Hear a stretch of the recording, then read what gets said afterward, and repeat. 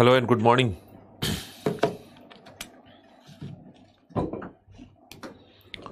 So good morning to all of you.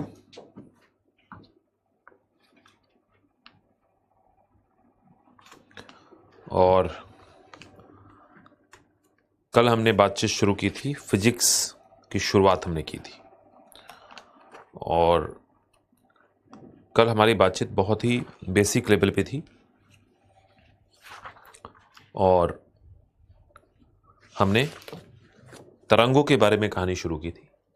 तो हमारी जो कवरेज थी कल की, उसमें हमने सिर्फ इस बात को पढ़ा था कि तरंग क्या है, तरंग की परिभाषा हमने देखी थी और फिर तरंग के प्रकार देखे थे। यांत्रिक तरंग यानी कि ध्वनि तरंग, जिसके लिए माध्यम की आवश्यकता होगी और जिसकी गति इस बात पर निर्भर करेगी कि माध्यम कैसा है, राइट। और दूसरी तरफ विद्युत चुंबकीय तरंग, इलेक्ट्रोमैग्नेटिक वेव, जिसको किसी भी प्रकार के माध्यम की आवश्यकता नहीं पड़ती है, राइट। और इसकी गति जो होगी वो निर्वात में, निर्वात का मतलब होता है कि जहां कुछ भी ना हो, कुछ भी नहीं हो, निर्वात में इसकी गति होगी 3 × 10⁸ मीटर पर सेकेंड। जहां हवा भी ना हो, हम उसकी बात कर रहे हैं, राइट। तो ये कहानी हमारी हो चुकी थी और फिर हमने कहा था कि एक हम डिस्कशन शुरू करेंगे और वो डिस्कशन होगा इलेक्ट्रोमैग्नेटिक वेव पर, ईएम वेव पर। और मैंने कहा था कि ईएम वेव के स्तर पे आप ये 7 प्रकार के तरंगों को जानते हैं, देखते हैं, जो रेडियो वेव से शुरू होता है और रेडियो वेव से शुरू होकर गामा रेडिएशन पे जाकर खत्म होता है। तो अगर आपसे अब कोई पूछ रहा हो कि ईएम वेव के बारे में बताओ, तो आपको पता है रेडियो वेव, माइक्रोवेव, है ना, इंफ्रारेड, उसके बाद दृश्य प्रकाश, इसको हम कह सकते हैं, ये जो है इसको हम दृश्य प्रकाश कह सकते हैं। यानी प्रकाश का मतलब वो जिसके प्रभाव में हम देख पाते हैं। फिर अल्ट्रावायलेट, एक्सरे और गामा रेस, आज इसी के बारे में हम चर्चा करेंगे। अब क्या है ना कि अगर आप चाहते हैं कि वेव को अच्छे से समझें, तो वेव को अच्छे से समझने के लिए आपको 2 फिजिक्स के अवधारणाओं से होकर गुजरना पड़ेगा। पहली अवधारणा है तरंग दैर्ध्य की, जिसको हम कहते हैं वेवलेंथ। तो तरंग दैर्ध्य की अवधारणा और दूसरी अवधारणा है आवृत्ति की, यानी फ्रीक्वेंसी की अवधारणा। अगर आप तरंग दैर्ध्य और फ्रीक्वेंसी के मान को और मतलब को समझ लेते हैं तो वेव को पढ़ना समझना आसान हो जाएगा। तो चलिए देखते हैं तरंग दैर्ध्य किसे कहते हैं। तो सबसे पहला फैक्टर है हमारा, वह है तरंग दैर्ध्य। तरंग दैर्ध्य का मतलब होता है कि तरंग की लंबाई, तरंग और दैर्ध्य का मतलब होता है लंबाई, वेवलेंथ, है ना।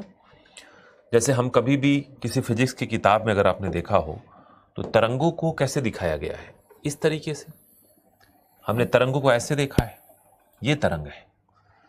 तरंग मतलब कि एक कण है और वो कण अपने मध्य बिंदु से ऊपर जाता है और नीचे आता है और फिर तरंग बनता है ना।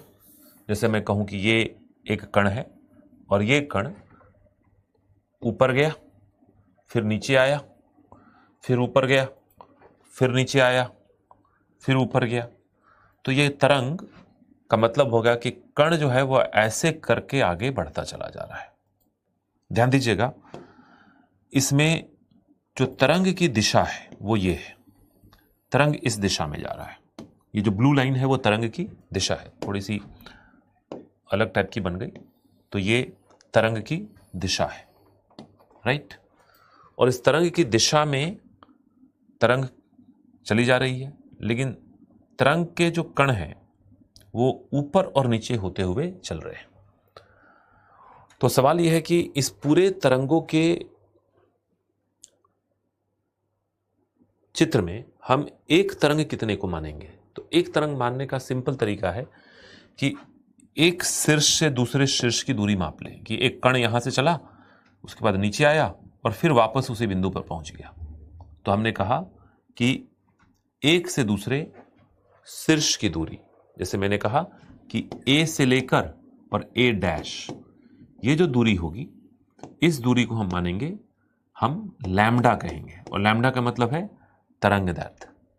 या कोई व्यक्ति कह सकता है कि जी नहीं, हम इसको ना मान के एक और काम करें, और हम कह सकते हैं कि चलो हम नीचे ही मान ले, तो बी से लेके और बी डैश, यानी ये जो दूरी होगी ये भी लैम्डा ही कहलाएगी।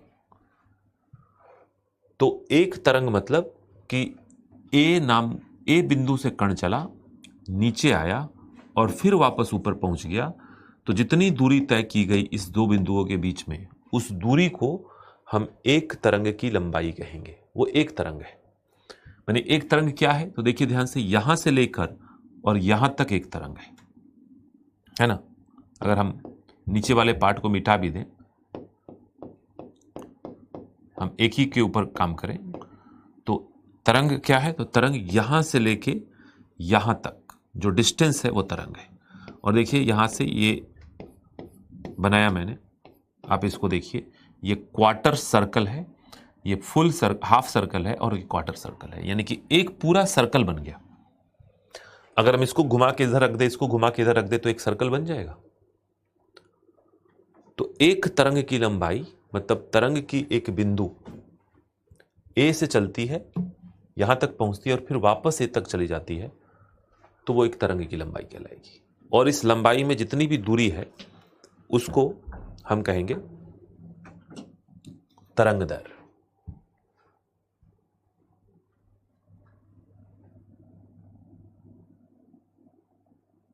अच्छा, क्लास नहीं चल रही थी आपकी?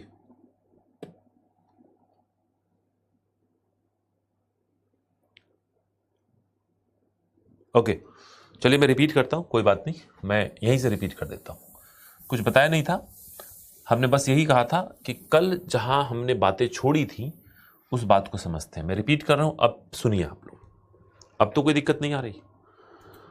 तो ध्यान दीजिएगा कि कल हमने शुरुआत की थी ईएम वेव की, इलेक्ट्रोमैग्नेटिक वेव की, और वहां पे हमारी बातचीत थी कि ईएम वेव के बहुत सारे एग्जाम्पल हैं, रेडियो वेव, माइक्रोवेव, इंफ्रारेड, दृश्य प्रकाश, अल्ट्रावायलेट, एक्सरे और गामा रेस।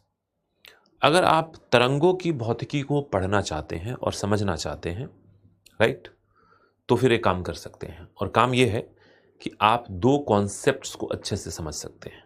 एक कॉन्सेप्ट है तरंग दैर्ध्य, दूसरा कॉन्सेप्ट है फ्रीक्वेंसी।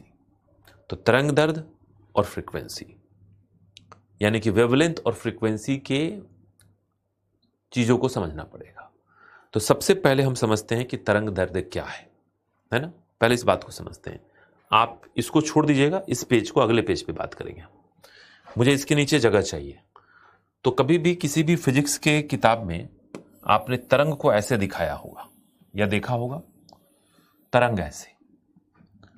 ये तरंग ऐसे चलने का मतलब क्या है कि एक कण है, और वो कण जो है वो कभी ऊपर जाता है, कभी नीचे आता है, फिर ऊपर जाता है, फिर नीचे आता है, और इस तरीके से ये ऊपर नीचे होता हुआ आगे बढ़ता है कि नहीं? ऊपर नीचे होता हुआ आगे बढ़ता है, राइट।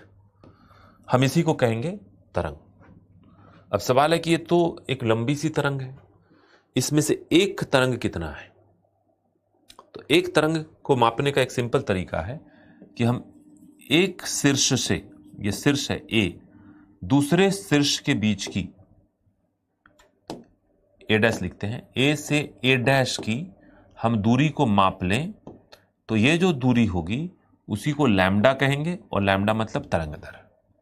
या हम ये भी कह सकते हैं कि एक गर्त से दूसरे गर्त के बीच की दूरी को माप लें, बी और बी डैश, हम इसको भी लैम्डा कहेंगे, और यह तरंग दैर्ध्य है। यानी एक तरंग मानी जाएगी जब एक बिंदु से तरंग चले, नीचे आए और वापस फिर उसी बिंदु पर पहुंच जाए, तो हम कहेंगे कि वो एक तरंग है। या एक बिंदु से चले, ऊपर जाए और वापस पुनः उसी बिंदु पर लौट आए। जैसे हम कहते हैं कदम की लंबाई, तो दोनों पैर एक साथ है, हमने एक कदम लिया और फिर दोनों पैर को एक साथ रख दिया, तो इसको कहेंगे हम अब कि ये जो है एक कदम की लंबाई है, दैट इज वन स्टेप, एक कदम की लंबाई है ना। तो वैसे ही तरंग दैर्ध्य है। तो हम कदम की लंबाई को क्या कहेंगे? Step length. स्टेप लेंथ एक कदम उठाकर रखने में जितनी दूरी आप तय करते हैं उसको स्टेप लेंथ कहते हैं। वैसे ही एक तरंग के पूरा करने में जितनी दूरी तय की जाती है उसको हम तरंग दैर्ध्य कहते हैं। तो बिंदु ए से शुरू हुआ, नीचे आया, फिर ऊपर गया, इस बीच में जितनी दूरी तय की उसको हम कहेंगे तरंग दैर्ध्य। और बेसिकली इस बिंदु से इस बिंदु तक एक तरंग है, ये एक तरंग है, एक स्टेप है ना। तो लिख सकते हैं तरंग दैर्ध्य। लिखिए कॉन्सेप्ट, नीचे जगह छोड़ के लिखिएगा। तरंग दैर्ध्य या वेवलेंथ, वेवलेंथ, तरंग दैर्ध्य या वेवलेंथ। और लिखिए एक तरंग के द्वारा, एक तरंग के द्वारा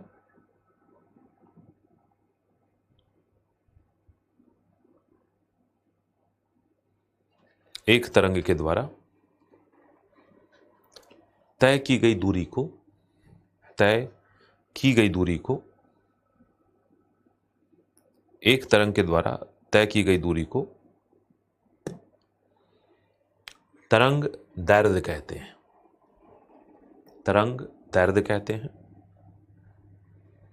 एक तरंग के द्वारा तय की गई दूरी को तरंग दैर्ध्य कहते हैं। या लिखिए, या एक और डेफिनेशन लिखेंगे। या लिखिए किसी तरंग के दो शीर्षों, किसी तरंग के दो शीर्षों अथवा दो गर्तों, दो शीर्षों अथवा दो गर्तों, गर्त मतलब नीचे वाला पॉइंट, शीर्ष मतलब ऊपर वाला पॉइंट, के बीच की दूरी को तरंग दैर्ध्य कहते हैं, तरंग दैर्ध्य कहते हैं, है ना। ठीक है, कोई दिक्कत? फिर लिखिए, लिखिए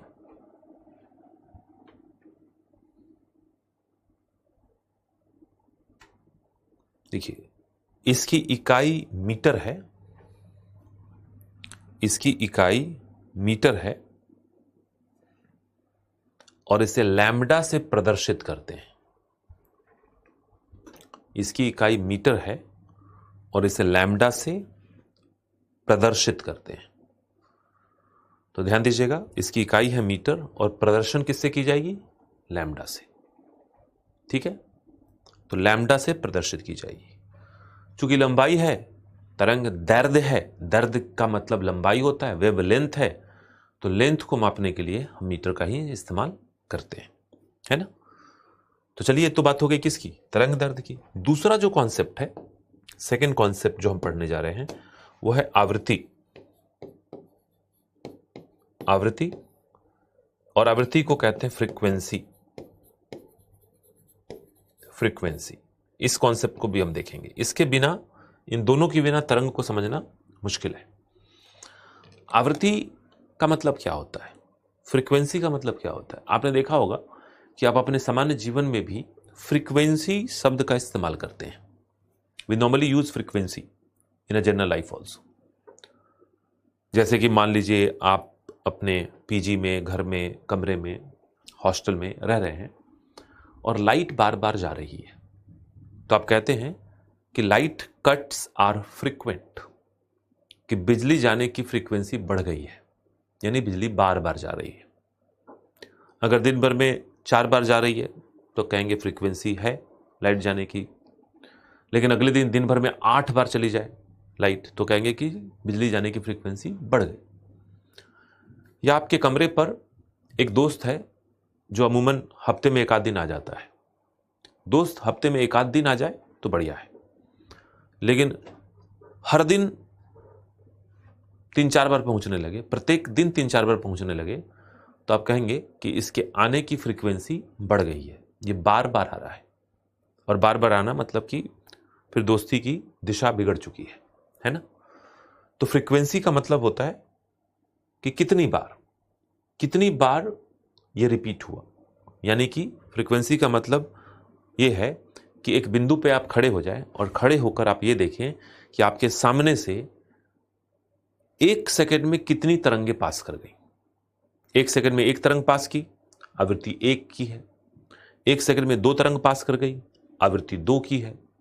1 सेकंड में 5 तरंगें पास कर गई तो आवृत्ति 5 की है। अब सवाल है कि एक तरंग कितनी है। तो इस बात को आपने समझा था कि यहां से लेके यहां तक, ये जो पॉइंट है, इस पॉइंट से लेके इस पॉइंट तक, ये एक तरंग है। यही तो एक तरंग है, ये एक तरंग है। ये जितना भी मैंने शेड किया ये बेसिकली एक तरंग है। शेड नहीं भी करते तो काम चलता। तो ये जो है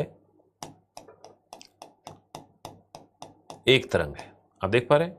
तो मैं फिर कह रहा हूं कि यहां से लेके यहां तक ये एक तरंग है। और इस एक तरंग को आप जानते हैं और आप खड़े हो गए एक पॉइंट पे और आपने देखना शुरू किया कि 1 सेकंड में कितनी तरंगें पास कर गई, यानी ये वाली दूरी कितनी निकल गई, राइट। तो इसको आप कहेंगे कि ये आवृत्ति है। अगर 1 सेकंड में 2 तरंगें पास कर गई, 1 सेकंड में 2 इतना निकल गया, तो आप कहेंगे 2 हर्ट्ज की आवृत्ति है, राइट। जैसे मैंने कहा कि मेरे कदम की लंबाई को स्टेप लेंथ कहेंगे, तो मेरे कदम की लंबाई को स्टेप लेंथ कहेंगे। और 1 सेकंड में मैंने कितनी कदम ली, 1 सेकंड में मैंने 2 कदम ले लिए, तो मेरी कदमों की आवृत्ति कितनी है, 2 हर्ज, 2 हर्ज की आवृत्ति है। हर्ज जो है आवृत्ति की इकाई है। लेकिन अगर हमने 1 सेकंड में 3 कदम उठा लिए, 3 स्टेप ले लिए, तो टोटल स्टेप 3 लिए 1 सेकंड में, तो आवृत्ति कितनी कही जाएगी, 3 हर्ज की। तो लिख सकते हैं आवृत्ति किसी बिंदु से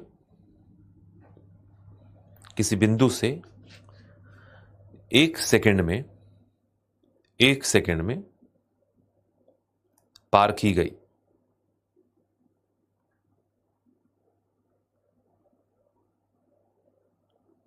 एक सेकंड में पार की गई तरंगों की कुल संख्या को, 1 सेकंड में पार की गई तरंगों की कुल संख्या को आवृत्ति कहते हैं। तरंगों की कुल संख्या को आवृत्ति कहते हैं,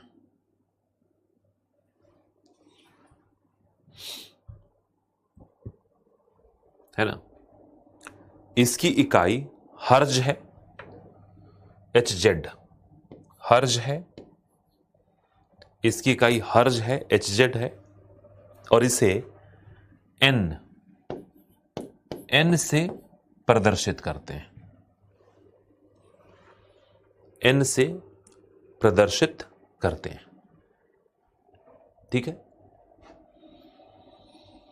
तो बहुत सिंपल तरीके से आपने समझा कि तरंग दर, तरंग की लंबाई, और 1 सेकंड में जितनी तरंग दर या तरंग निकल गई उसकी संख्या काउंट कर लीजिए, तो वो है आवृत्ति, है ना।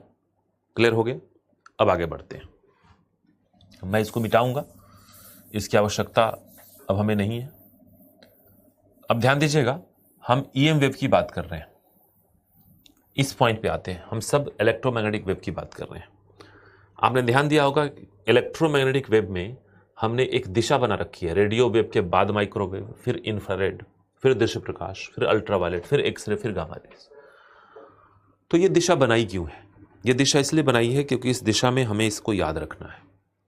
और ये दिशा मैं लिख देता हूं, ये दिशा आपकी बनी थी, ये दिशा बनी आपकी, है कि नहीं। तो आपने जो दिशा बनाई है वो ये बनी हुई है। This is your direction. आपने इस डायरेक्शन में इसको बना रखा है। कोई दिक्कत तो नहीं है? तो कोई दिक्कत आएगी भी नहीं, डोंट वरी। अब इस डायरेक्शन में इस बात को ध्यान रखना है कि एक चीज कॉमन है, और कॉमन ये है कि इन सबकी स्पीड यानी कि c की वैल्यू है 3 × 10⁸ मीटर पर सेकेंड। निर्वात में इन सब की गति है 3 लाख किलोमीटर प्रति सेकेंड, यानी कि स्पीड कांस्टेंट है, गति इनकी कांस्टेंट है। अच्छा, मैं आपको एक और बात बताऊं कि अगर आप इस पूरे रेडियो वेव से लेके गामा रेडिएशन की तरफ जाएंगे तो आप पाएंगे कि यहां पर जो लैम्डा है, तरंग दर है, वो लगातार घट रहा है, डिक्रीजिंग, यानी लगातार घट रहा है, डिक्रीजिंग है। तो इस आधार पे अगर देखा जाए तो आप बताइए, आप ही बता दीजिए कि इस पूरे बोर्ड पर जितनी भी तरंगें लिखी हैं उसमें सबसे अधिक तरंग दर किसका है? इसमें सबसे अधिक तरंग दर किसका है ना? मैक्सिमम वेवलेंथ किसकी है, बताइए। अगर मैं ये कहता हूं कि यहां पर यह तरंग दर लगातार घट रहा है तो मैक्सिमम तरंग दर किसकी है?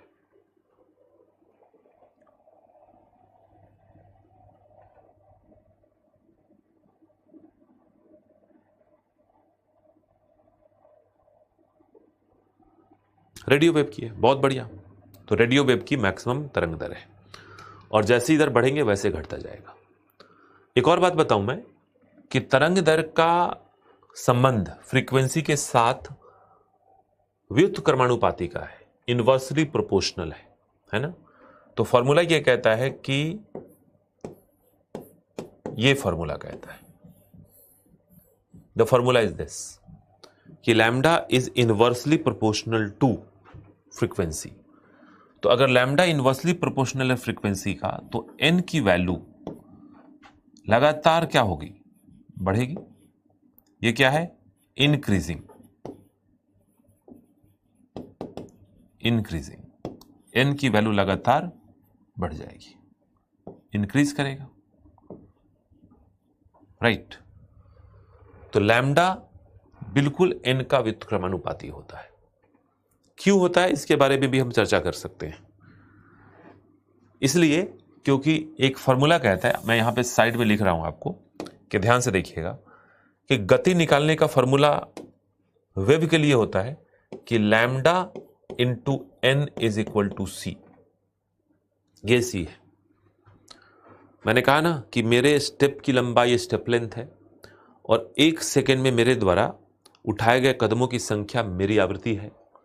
तो अगर आपको मेरे 1 कदम की लंबाई पता हो और 1 सेकेंड में उठाए गए कदमों की संख्या पता हो तो क्या प्रति सेकेंड मेरी चाल नहीं निकाल लेंगे? 1 सेकेंड में मैं कितना जमीन तय करता हूं, 1 सेकेंड में मैं कितना दूर चला जाता हूं, क्या ये नहीं निकल पाएगा? अगर आपको मेरे 1 कदम की लंबाई पता हो, यानी कि मेरे लैम्डा का मान पता हो, और मेरे कदमों की आवृत्ति पता हो कि 1 सेकेंड में मैं कितनी कदम लेता हूं। मान लीजिए मैं एक एग्जांपल देता हूं कि 1 सेकेंड में, या फिर मेरे कदम की लंबाई 10 इंच है, तो कदम की लंबाई मेरी 10 इंच है और 1 सेकेंड में मैंने 4 कदम उठाए, तो प्रति सेकेंड मेरी स्पीड कितनी है? तो 10 इंच मेरे कदम की लंबाई यानी लैम्डा का मान मल्टीप्लाइड बाई 4 जो मेरी आवृत्ति है, तो 40 इंच प्रति सेकेंड। हुआ कि नहीं हुआ? हुआ ना?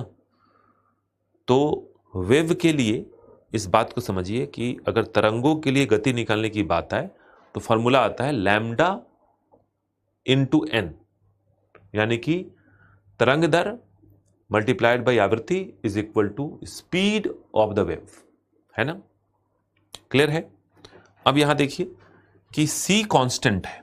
जब C कांस्टेंट हो, जब C जो हो वो कांस्टेंट हो, कि उसकी वैल्यू तो फिक्स है, तो आपको पता है जब C कांस्टेंट होगा तो सिंपल सी बात है, अगर C कांस्टेंट है तो lambda is inversely proportional to n, क्योंकि C की वैल्यू तो फिक्स है। अगर C की वैल्यू फिक्स है तो लैम्डा बढ़ाएंगे तो n घटेगा और n बढ़ाएंगे तो लैम्डा घटेगा और फिर रिलेशनशिप आ जाएगी इनवर्सली प्रोपोर्शनल की। कोई तकलीफ तो नहीं? इस हिसाब से अगर आप पाते हैं कि रेडियो वेव में तरंग दर का मान सर्वाधिक है तो उसी हिसाब से आप पाएंगे कि रेडियो वेव में आवृत्ति का मान सबसे कम है, क्योंकि इस दिशा में जब हम जाते हैं रेडियो वेव से गामा वेव की तरफ तो तरंग दर लगातार घटती है और आवृत्ति लगातार बढ़ती है, ये बात ध्यान रखना है। ठीक है, ये तो एक्स्ट्रा मैंने बताया था, इसको आप ध्यान में रखेंगे कहीं साइड में लिखकर। तो आवृत्ति लगातार बढ़ती है। आवृत्ति का मतलब क्या होता है कि कण, यानी कि वो जो तरंग के कण है वो 1 सेकंड में कई गुजर रहे हैं। अब 1 सेकंड में कई गुजरेंगे, 1 सेकंड में एक गुजरेगा तो ऊर्जा 1 इकाई होगी, 1 सेकंड में 2 गुजर जाएगा तो ऊर्जा 2 इकाई हो जाएगी, 1 सेकंड में 4 गुजर जाएगा तो 4 इकाई हो जाएगी। जैसे मान लीजिए मैं एक एग्जांपल दूं कि मैं इस मार्कर से इस बोर्ड पर 1 सेकंड में एक बार मारता हूं, तो मेरे इस बोर्ड पर प्रहार करने की आवृत्ति कितनी है? 1 हर्ट्ज। एक बार मारने में मैंने 1 इकाई ऊर्जा दी, तो 1 हर्ट्ज पे ऊर्जा कितना गया? 1 इकाई। लेकिन मैंने अपने मारने की बोर्ड पर इस मार्कर से मारने की आवृत्ति को बढ़ा के 5 हर्ट्ज कर दिया, तो अब मैं 1 सेकंड में 5 बार मारता हूं, और 5 बार जब मारता हूं तो ऊर्जा का मान भी 5 गुना बढ़ जाता है। इसका मतलब यह हुआ कि आवृत्ति जितनी ज्यादा होगी ऊर्जा का मान उतना ही ज्यादा होगा। जैसे मैंने कहा कि एक दोस्त है आपका, अच्छा दोस्त है, वो हफ्ते में एक बार आता है, आपसे मिलके चला जाता है, बढ़िया है। हफ्ते में एक बार आया, आपसे मिलके चला गया, उसकी आवृत्ति हफ्ते में एक बार की है। हफ्ते में एक बार जब आता है तो आप भी उसको 10, 15, 20 मिनट समय देते हो, चाय बनाते हो, चाय पिलाते हो, बातचीत करते हो, और फिर दोनों खुश होकर लौट जाते हैं, ये बढ़िया है। लेकिन वो दिन में 5 बार आने लगे, तो फिर 5 बार अगर आएगा तो 5 बार 20-20 मिनट समय लेगा, और 2 घंटा ले गया आपका, तो आपकी पढ़ाई बाधित होगी। जितनी बार आएगा उतना ही ज्यादा पढ़ाई बाधित होगी। बात समझ आ रही है? तो बिल्कुल आवृत्ति का संबंध एनर्जी के साथ है कि जितनी ज्यादा आवृत्ति होगी ऊर्जा का मान भी उतना ही होगा। तो ध्यान दीजिएगा कि अगर हम इसी चीज को कैलकुलेट करें तो यहां कहेंगे एनर्जी, ई इज एनर्जी, इसी से डिराइव किया हमने energy, E is energy, energy भी लगातार बढ़ेगा। तो आप बताइए कि इस पूरे के पूरे सिस्टम में, ये जो हमने बोर्ड पे लिखा है, इसमें सबसे अधिक ऊर्जा की मान किसके पास है?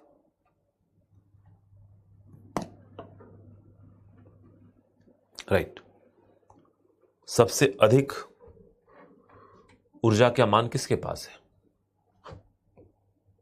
बताइए।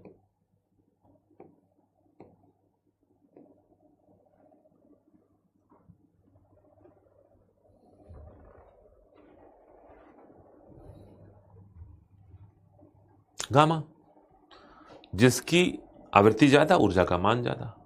और आप जानते हैं ना कि ऊर्जा अगर ज्यादा हो, जैसे मैंने कहा कि 1 सेकंड में एक बार मारा, तो क्या बोर्ड को कोई नुकसान पहुंचेगा? नहीं पहुंचेगा, क्योंकि ऊर्जा का मान 1 ही इकाई है। लेकिन 1 सेकंड में हम 50 बार मारे तो उस सेकंड में ऊर्जा का मान बढ़ गया और बोर्ड को नुकसान पहुंच सकता है, बोर्ड में छेद हो सकता है। यानी ऊर्जा जितनी ज्यादा होगी भेदन क्षमता उतनी ही ज्यादा होगी, भेदन क्षमता उतनी ही ज्यादा होगी। तो ध्यान दीजिएगा, यहां पे हम बात करेंगे किसकी? पेनेट्रेशन पावर की, पेनेट्रेशन पावर यानी कि भेदन क्षमता। तो ये भी क्या होगी? बढ़ते चली जाएगी। हमें दिशा मेंटेन करनी है, ये वाली, हम ये वाली दिशा मेंटेन कर रहे हैं, भेदन क्षमता, भेदन क्षमता। राइट, अब आप चाहें तो इसको लिख लें बढ़िया से।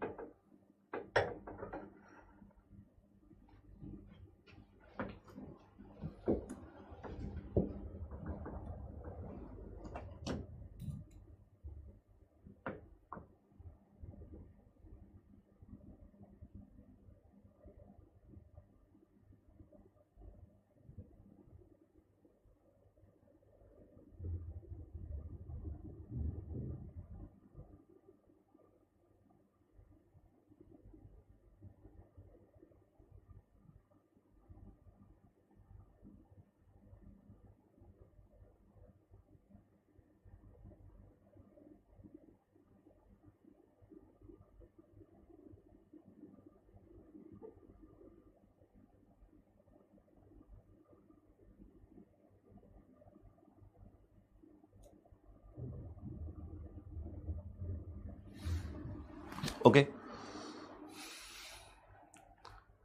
न सिर्फ लिखना है बल्कि एक बार आपको इसको समझना भी है, अपने मन में दोहराना है। बहुत इंपॉर्टेंट कॉन्सेप्ट है। 1 मिनट का समय और दे रहा हूं, दोहराइए।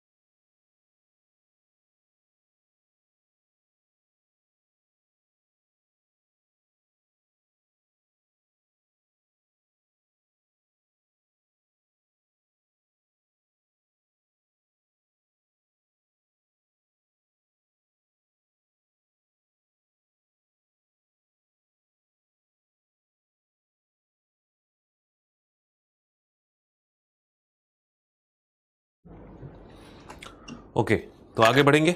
आशा है कि आपने इसको पूरा कर लिया। अब आइए एक एक करके बात करते हैं। तो इसका मतलब बहुत क्लैरिटी के साथ आप समझ गए कि सबसे अधिक भेदन क्षमता गामा रेडिएशन की है। और आपने इस बात को कभी ना कभी कहीं ना कहीं पढ़ा जरूर होगा कि शरीर के लिए गामा रेडिएशन बड़ी घातक है। अगर हम गामा रेडिएशन के चपेट में आ गए तो ये हमारे शरीर के त्वचा, मांसपेशी, हड्डी, इन सब को भेदता हुआ हमारे बोन मैरो तक पहुंचता है। बोन मैरो आप जानते हैं। और बोन मैरो तक पहुंच के फिर ये क्या करता है, हमारे शरीर के अंदर के बोन मैरो को नष्ट करता है, जिससे कई प्रकार के रोग और कैंसर जैसी बीमारियां होती हैं। इसमें सबसे खतरनाक गामा रेडिएशन है। एक्सरे की भेदन क्षमता थोड़ी कम है, तो हम इससे अपने शरीर के अंदर के अंगों की तस्वीर निकालने में इस्तेमाल कर लेते हैं। हड्डी बड्डी टूटती है तो इस्तेमाल करते हैं। तो इस हिसाब से हम आगे देखेंगे। तो सबसे पहला लिखिए, फर्स्ट टॉपिक हमारा है रेडियो वेव। रेडियो वेव है ना। तो अब हम आवृत्ति के ऊपर ज्यादा बात करेंगे, क्योंकि आवृत्ति से लिंक सब कुछ है। ये सब चीज देखिए, इसमें स्पीड कांस्टेंट है, लैम्डा का मान यानी तरंग दर कम हो रहा है, लेकिन बाकी सब चीजें बढ़ रही हैं। तो लिखिए रेडियो वेव के बारे में, रेडियो वेव, और लिखिए इस तरंग की आवृत्ति सबसे कम है। इस तरंग की आवृत्ति सबसे कम है। फलस्वरूप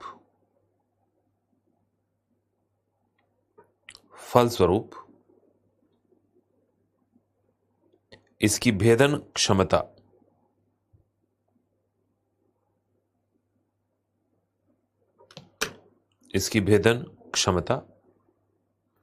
सबसे कम है। इसकी भेदन क्षमता सबसे कम है। अब सवाल है कि सबसे कम का मतलब क्या। तो सबसे कम का मतलब यह है यहां पे कि अगर हम रेडियो वेव को आसमान की तरफ छोड़ें, तो आप जानते हैं कि वायुमंडल में एक आयनोस्फीयर होता है, आयन मंडल। तो रेडियो वेव जो लाल रंग की ये रेडियो वेव है, ये रेडियो वेव है, ये लाल रंग की जो रेडियो वेव है, ये आयन मंडल को भी भेद नहीं पाएगा। तो ये जाएगा और वापस टकरा के आ जाएगा। तो रेडियो वेव में भेदन क्षमता इतनी कम कि अब आप देखें तो आयन मंडल को भी नहीं भेद पा रहा, जबकि पीला वाला जो है वो माइक्रोवेव है। ये जो है ये माइक्रोवेव है, माइक्रोवेव, जिससे टेलीविजन के संकेत हमें मिलते हैं, और इसको छोड़े तो ये बाहर निकल जा रहा है। इसलिए कि रेडियो के तुरंत बाद माइक्रो है और माइक्रो की भेदन क्षमता रेडियो से थोड़ी अधिक है। पहली बात तो इस बात को अच्छे से ध्यान में रखें कि आपको तरंग दैर्घ्य के अलग अलग मान को पढ़ने की आवश्यकता नहीं है। आप तरंग दैर्घ्य के अलग अलग मान तो याद रख भी नहीं पाएंगे। लेकिन अब अगर पीसीएस या यूपीएससी परीक्षा में कोई भी 4 ऑप्शन दे दे और पूछे कि इनमें से सबसे अधिक तरंग दैर्घ्य किसकी है, तो बता तो देंगे आप। इनमें से सबसे कम तरंग दैर्घ्य किसकी है, तो बता तो देंगे। इनमें सबसे अधिक ऊर्जा का मान किसमें है, तो बता तो देंगे। आप बायोलॉजी पढ़ चुके हैं और मैंने कहा था आपको एक टाइम पे कि ब्लू वाले भाग में ऊर्जा का मान सबसे अधिक होता है, लाल वाले मान में ऊर्जा का मान कम होता है। तो ये है ना, यहां पे फिजिक्स की अवधारणाओं के हिसाब से प्रूवन है। कई बार यह भी होता है कि किसी परीक्षा में आपको 4 तरंगों को दे दिया और कहा कि इसको ऊर्जा के घटते हुए क्रम में सजा दीजिए, ऑप्शन में से आप सजा हुआ ढूंढ निकालिए। इसको याद रखेंगे तो हो जाएगा। इस पूरे सीरीज में सबसे पहले आ रहा है रेडियो वेव। इसका मतलब है कि रेडियो वेव के आवृत्ति का मान सबसे कम, और रेडियो वेव के आवृत्ति के मान के कम होने से इसकी ऊर्जा सबसे कम, और ऊर्जा कम होने से इसकी भेदन क्षमता सबसे कम। इतनी कम कि आयन मंडल से टकराकर यह लौट आता है, और जब लौट आता है तो इसी को हमने इस्तेमाल करना शुरू कर दिया कि रेडियो प्रसारण करेंगे। हम एक शहर से रेडियो तरंगों को छोड़ देंगे, वो आयन मंडल से टकराकर चारों तरफ फैलेगा, और बाकी सभी शहरों में हम रेडियो प्रसारण के रूप में इसको कैच करेंगे अपने रेडियो यंत्र के द्वारा और आवाज के रूप में सुन लेंगे। इसके लिए किसी सैटेलाइट की आवश्यकता नहीं है। रेडियो की व्यवस्था तब भी थी जब सैटेलाइट की व्यवस्था नहीं थी, क्योंकि आयन मंडल ही परावर्तक सतह है जो रेडियो तरंगों को परावर्तित करके और पृथ्वी के एक भाग से दूसरे भाग तक रेडियो संकेतों के प्रसारण को संभव बनाता है। तो इसी को कंटिन्यू करेंगे। हाँ, violet, indigo, blue and violet एक ही श्रेणी में आया ना, ब्लू रीजन, उसको नीले प्रकाश क्षेत्र कहते हैं। लिखिए, रेडियो वेव के बारे में कंटिन्यू करते हैं और लिखिए, इस तरंग की आवृत्ति सबसे कम है, इस तरंग की आवृत्ति सबसे कम है, फलस्वरूप इसकी भेदन क्षमता सबसे कम है।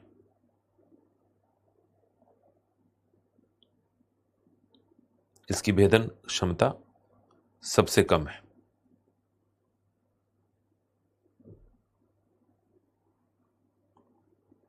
इसकी भेदन क्षमता सबसे कम है। यह पृथ्वी के आयन मंडल से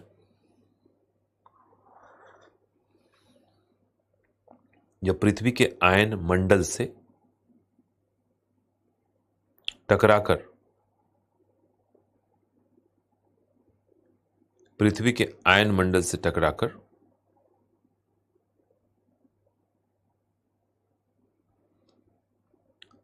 लौट आता है, और इसका प्रयोग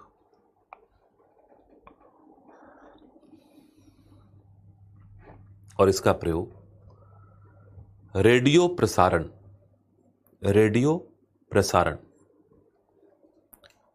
तथा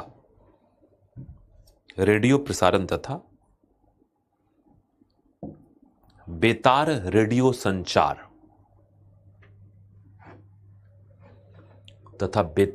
रेडियो संचार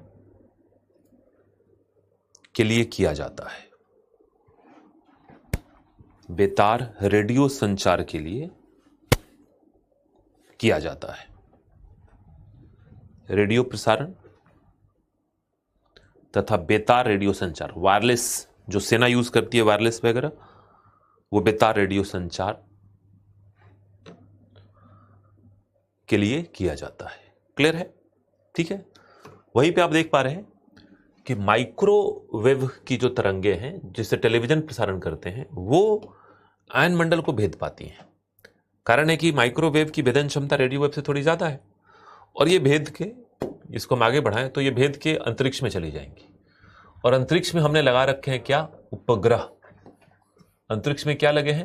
उपग्रह लगे हैं। आगे हम पढ़ेंगे, स्पेस टेक भी पढ़ना ही हमें। तो ये उपग्रह की प्रणाली है, और उपग्रह की इस प्रणाली के द्वारा अब क्या किया जाएगा? इसको परावर्तित किया जाएगा। ये उपग्रह परावर्तित करेगा। तो यहां पे ये क्या है? उपग्रह। तो आप समझ पा रहे होंगे कि उपग्रह की भूमिका क्या है। उपग्रह की भूमिका सिर्फ और सिर्फ इस माइक्रोवेव के संकेत को परावर्तित करके वापस पृथ्वी पर भेजने की है, क्योंकि माइक्रोवेव की भेदन क्षमता थोड़ी अधिक है, जिसके चलते माइक्रोवेव को आयन मंडल रोक नहीं पाता, वो भेद के निकल जाता है। तो उसको परावर्तित करने के लिए हम कृत्रिम उपग्रहों को लगाते हैं, जिससे टेलीविजन प्रसारण की सेवाएं प्राप्त होती हैं। इसी माइक्रोवेव संकेत को प्राप्त करने के लिए आपके छत पर डीटीएच एंटीना लगा हुआ है ना? तो लिखिए नेक्स्ट, माइक्रोवेव। नेक्स्ट टॉपिक है माइक्रोवेव।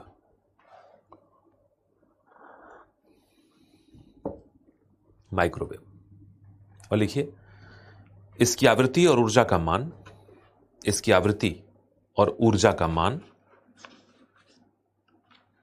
इसकी आवृत्ति और ऊर्जा का मान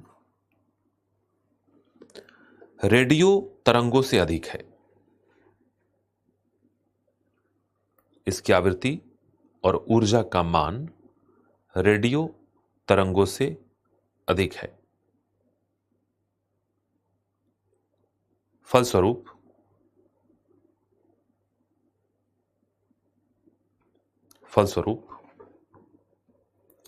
यह आयन मंडल को भेद कर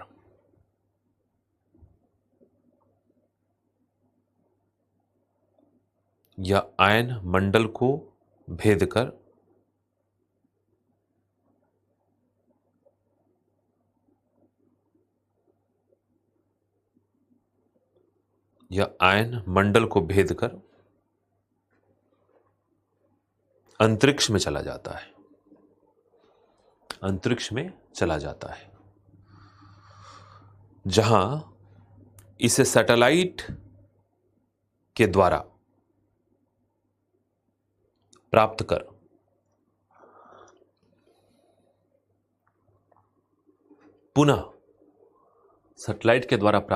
पुनः पृथ्वी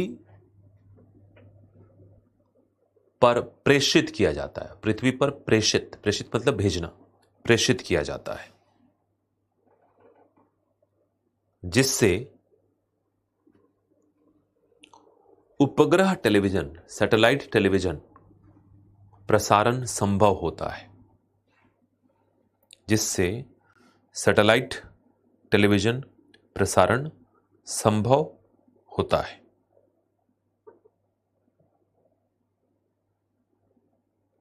सैटेलाइट टेलीविजन प्रसारण संभव होता है।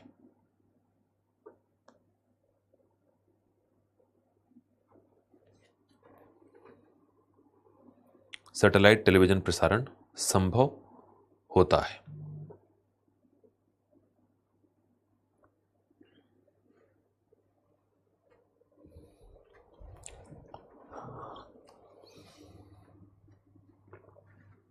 राइट, तो एक तो ये हो गया मामला।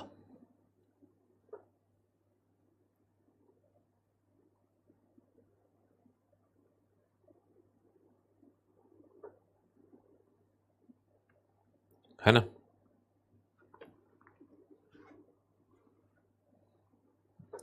और भी कई माइक्रोवेव के उपयोग हैं, तो लिखिए एक और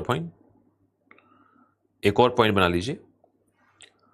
माइक्रोवेव के अन्य के उपयोग, ऐसे लिखिए सीधा, माइक्रोवेव के उपयोग। तो माइक्रोवेव के और उपयोग देखते हैं। देखिए आप, माइक्रोवेव के उपयोग, है ना? ये देख रहे हैं चित्र आप। हम चित्र के अलावा भी बातें करेंगे, तो टॉपिक लिखिए माइक्रोवेव के उपयोग। Application of microwaves, right.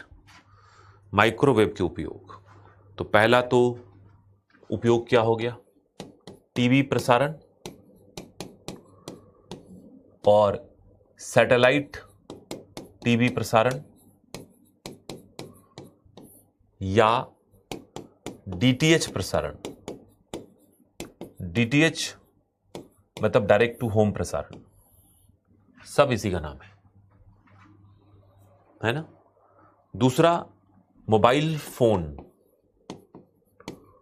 तो मोबाइल फोन में जो सिग्नल आते हैं वो भी आपके माइक्रोवेव की उपयोगिता ही है ना।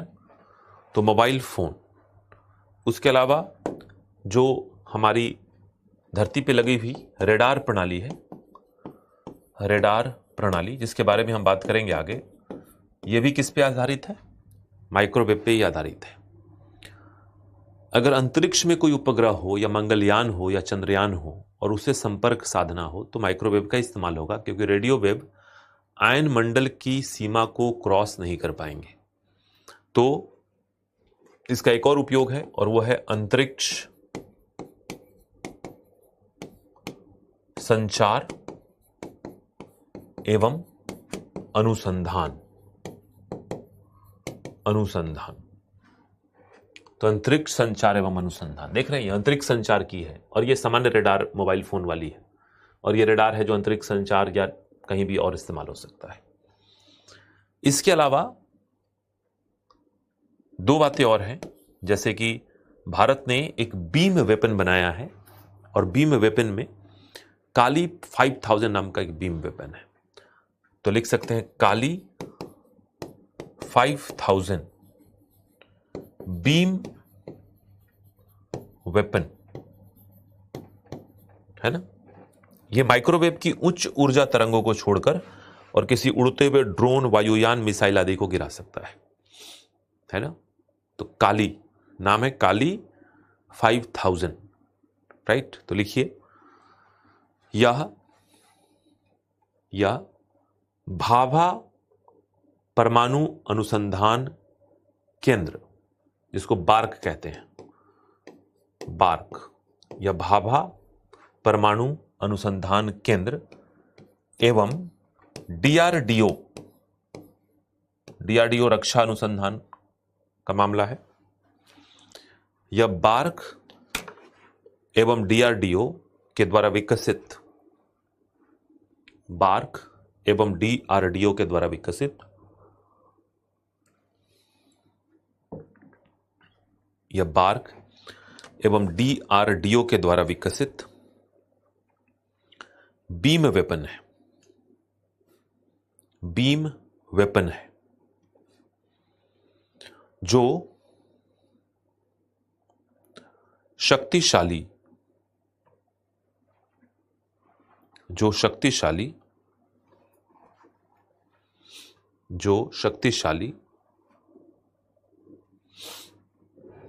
माइक्रोवेव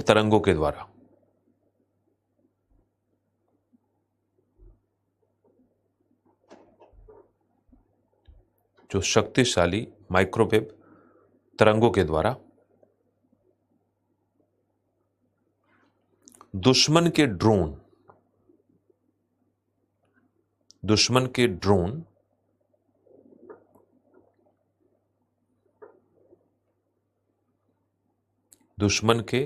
ड्रोन, विमान, मिसाइल आदि को नष्ट कर सकता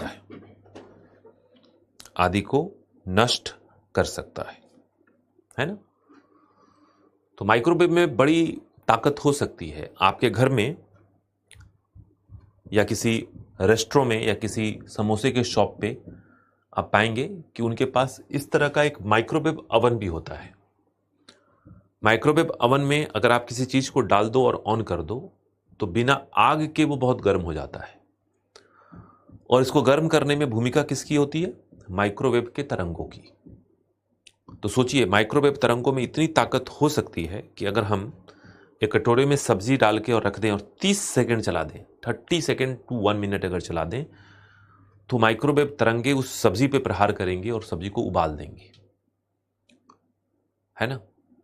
और इससे हजारों गुना तीव्र अगर माइक्रोवेव तरंगों का इस्तेमाल हम किसी वायुयान पे कर दें, किसी ड्रोन पे कर दें, तो उसके अंदर के इलेक्ट्रॉनिक सर्किट को बर्बाद कर देंगी।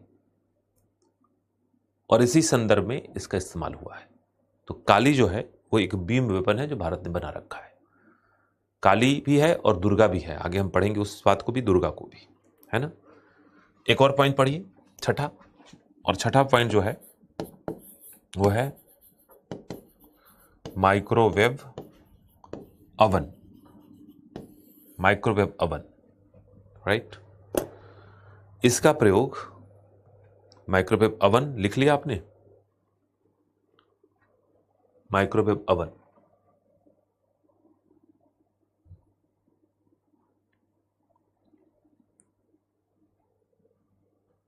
और लिखिए,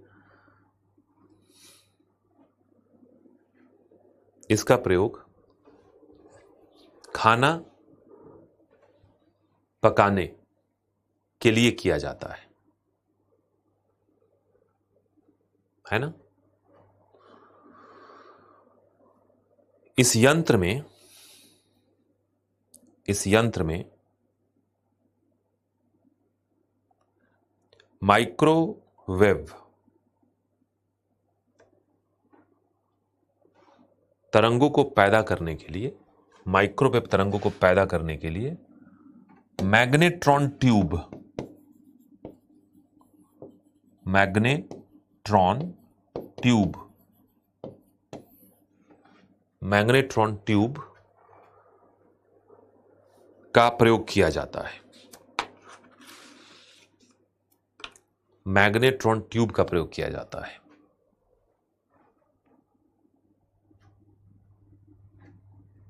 फुल स्टॉप। माइक्रोवेव खाद्य पदार्थों में उपस्थित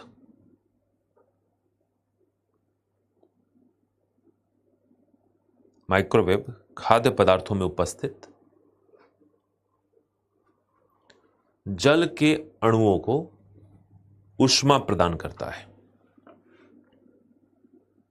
जल के अणुओं को ऊष्मा प्रदान करता है। तो जल के अणु को ऊष्मा प्रदान करता है, तो जल के जो अणु हैं उनको ऊष्मा प्रदान करता है, जिससे खाना गर्म हो जाता है। जिससे क्या होगा, खाना गर्म हो जाएगा, राइट। तो सोचिए, माइक्रोवेव अवन की एक बड़ी खास बात होती है कि अगर खाने में जल की मात्रा हो तभी वो गर्म होगा। सूखा खाना हो तो कुछ नहीं होगा। एकदम सूखा हो, जैसे भुजा वगैरह रख दें, तो कोई ऊष्मा वगैरह नहीं आएगी। आप पाएंगे कि वहां पे कोई ऊष्मा का मान नहीं आया।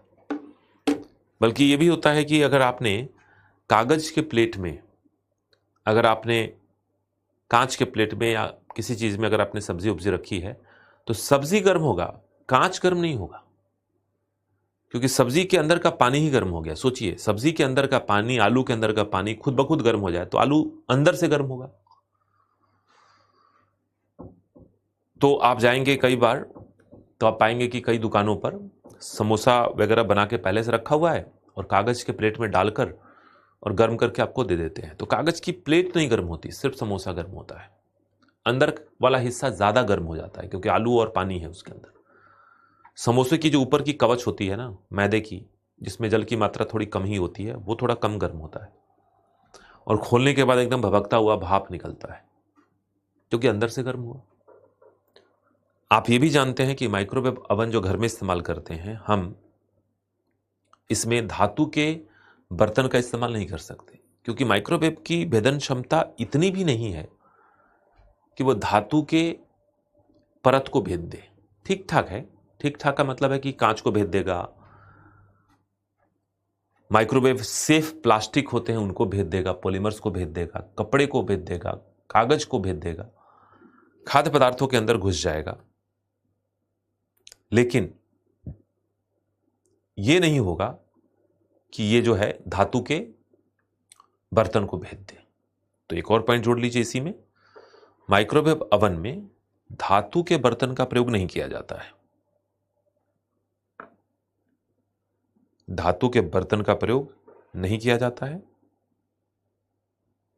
क्योंकि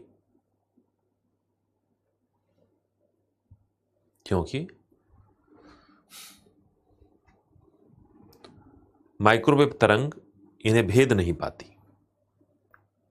माइक्रोवेव तरंगे इन्हें भेद नहीं पाती, है ना। अब सवाल है कि इस विधि से अगर खाना पकाया जाए, गर्म किया जाए, तो क्या शरीर को नुकसान है? कोई नुकसान नहीं। इस विधि से खाना पकाने में कोई नुकसान नहीं है, बल्कि कई बार तो ये भी मानते हैं कि माइक्रोवेव से अगर आपने खाना को गर्म किया है दोबारा, तो पोषक तत्वों के नष्ट होने की संभावना कम रहती है। हम इस बात से अच्छे से परिचित हैं कि नॉर्मली हमारे जीवन में, पहले के जीवन में यही था कि खाना बना और गर्मा गर्म खाना बनने के बाद पूरा परिवार बैठ के खा के खत्म कर दिया।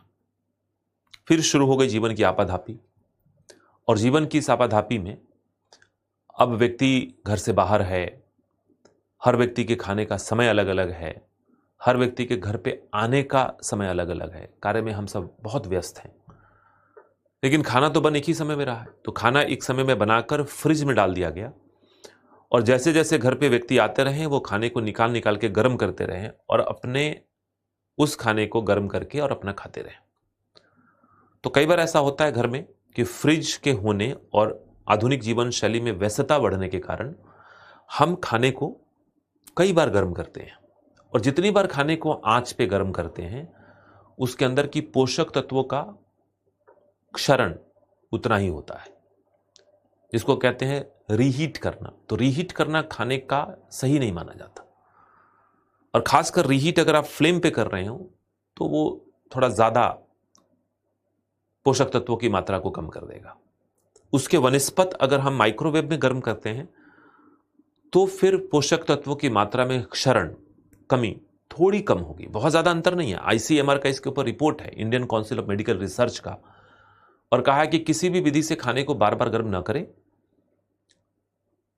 और अगर हम सामान्य कुकिंग जिसमें हम आंच पे गर्म करते हैं और माइक्रोवेव कुकिंग में, दोनों में अगर हम कंपैरिजन करें तो माइक्रोवेव कुकिंग थोड़ा बेहतर माना जाता है, क्योंकि पोषक तत्वों का क्षरण थोड़ा कम करता है। नुकसान की बात तो है ही नहीं, ठीक है। तो ये बात ध्यान रखिएगा। अब आइए आगे बढ़ते हैं। तो माइक्रोवेव में काफी सारी बातें थी।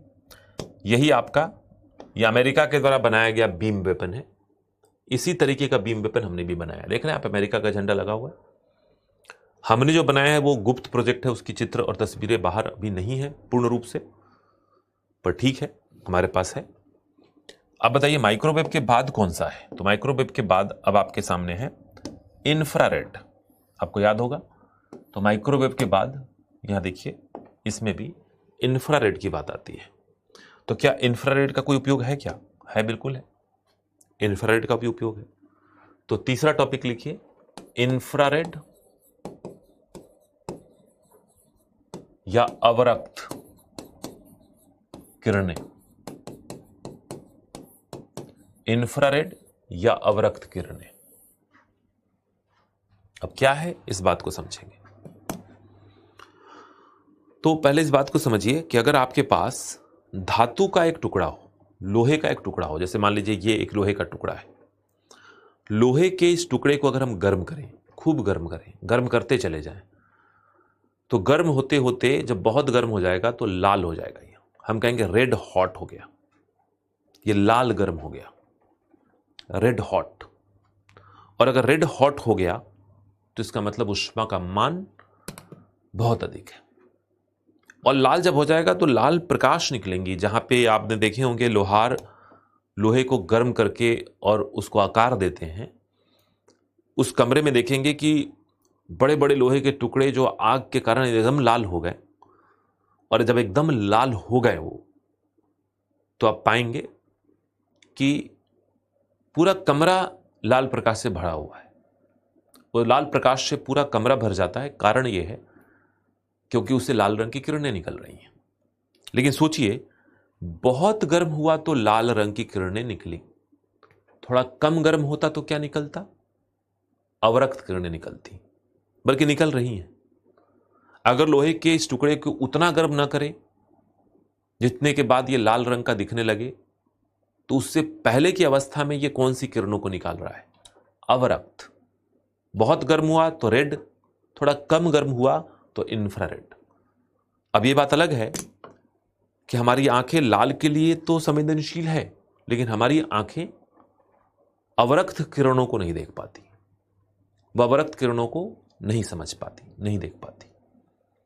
कोई बात नहीं, तो हमने क्या किए, ऐसे इंस्ट्रूमेंट बना लिए, ऐसे हमने यंत्र बना लिए जिनकी संवेदनशीलता अवरक्त किरणों के प्रति है, और वो अवरक्त किरणों की आवृत्ति के मान को पढ़ लेते हैं और पढ़कर हमें बता देते हैं कि अवरक्त किरण निकल रही है या नहीं निकल रही है कि नहीं।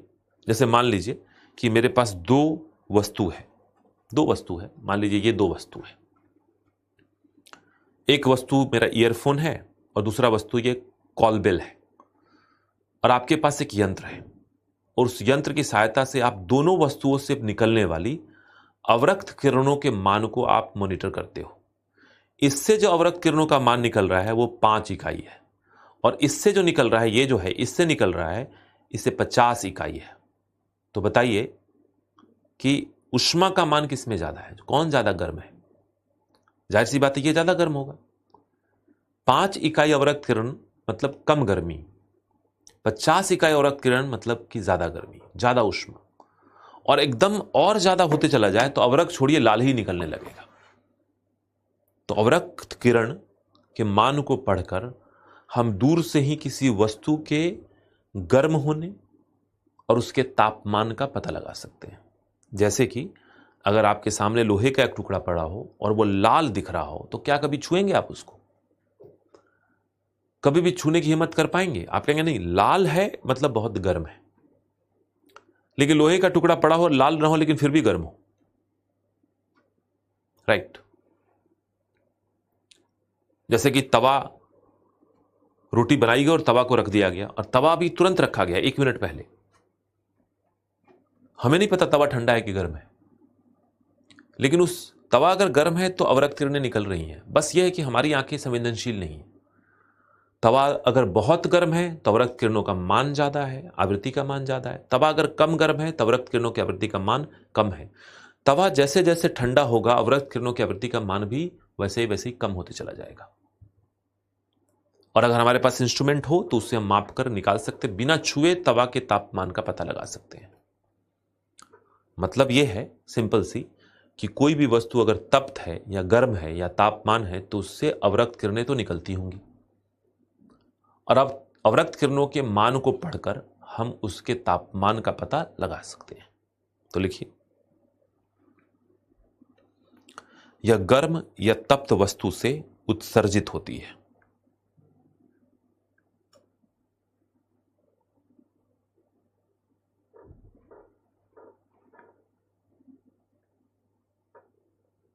या गर्म या तप्त वस्तु से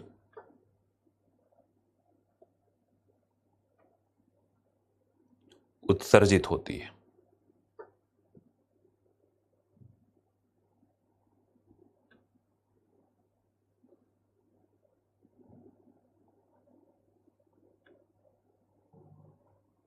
उत्सर्जित होती है। वस्तु का तापमान जितना अधिक होगा,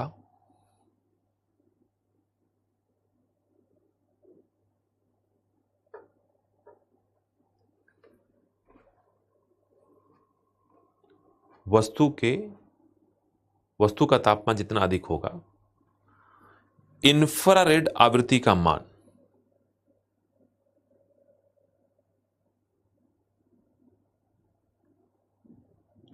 इंफ्रारेड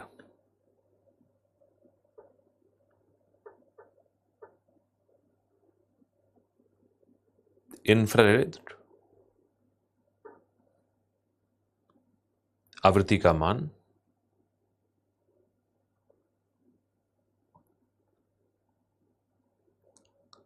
उतना ही अधिक होगा।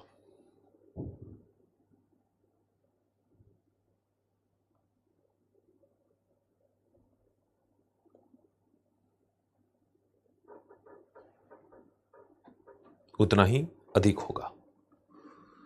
इसी सिद्धांत पर किसी वस्तु का तापमान किसी वस्तु का तापमान उससे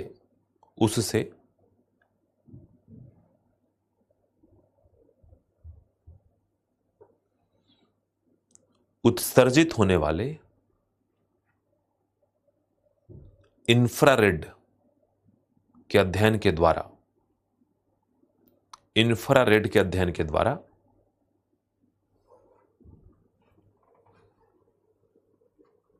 बिना छुए, बिना टच किए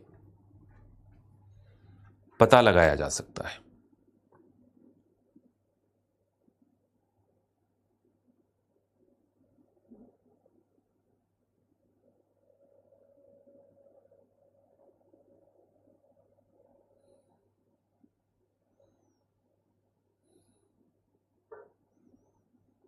पता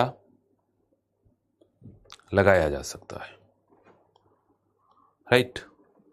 तो मतलब कोई भी वस्तु अगर हॉट हो तो इंफ्रारेड निकलेगा। तो भाई हमारे शरीर का भी तो तापमान है, हम लोग भी तो हॉट हैं। अब हॉट का मतलब तापमान से है ना, कोई अन्य संदर्भों में मत लीजिएगा। तो जब हमारे शरीर का भी तापमान है 37 डिग्री, तो हमारे बॉडी से भी इंफ्रारेड निकलती ही है। और अब अगर हमें बुखार हो जाए, अगर हमें फीवर हो जाए, तो निकलने वाले इंफ्रारेड का मान बढ़ जाएगा। और जब निकलने वाले इंफ्रारेड का मान बढ़ जाएगा तो ऐसी स्थिति में आप पाएंगे कि रीडिंग थोड़ी ज़्यादा आएगी। और कोविड के समय एक व्यवस्था शुरू हुई जहाँ पे थर्मामीटर बदल गया हमारा। पहले के थर्मामीटर होते थे कि मुंह में डालिए, शरीर में डालिए, फिर उससे रीडिंग लेते थे। लेकिन कोविड के अंदर कौन करेगा इस काम को? तो कोविड में एक सिस्टम शुरू हुआ कि हम इंफ्रारेड के आधार पर ऐसे थर्मोमीटर का प्रयोग करने लगे जिससे बिना टच किए हमारे तापमान पता चल जाते हैं।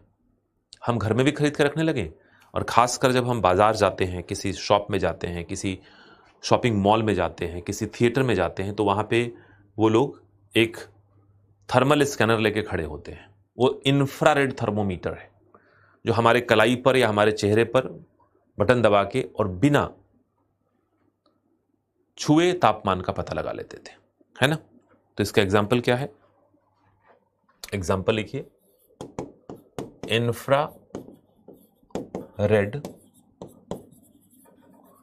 थर्मोमीटर। और ये कब सा? कोविड महामारी में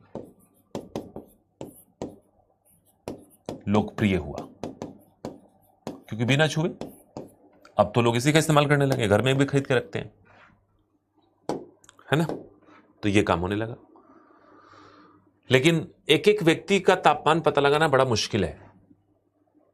एयरपोर्ट पे, किसी होटल के लॉबी में हजारों लोग एक साथ आते जाते हैं, तो वहां पे थर्मोग्राफिक स्कैनर लगाए गए, बड़े कैमरे दीवार से अटैच लगाए गए, जैसे सीसीटीवी कैमरा होता है, और उस कैमरे से पूरे समूह की तस्वीर निकाली गई। और जिसको फीवर है वो अलग से दिख जाएगा, थोड़ा ज्यादा लाल, क्योंकि अगर मुझे समूह में, मैं 50 के समूह में चल रहा हूं और मुझे फीवर है, तो जाहिर सी बात है वो कैमरा मुझे पकड़ लेगा मेरे शरीर के द्वारा उत्सर्जित इंफ्रारेड के मान के आधार पर। उसको कहते हैं थर्मोग्राफिक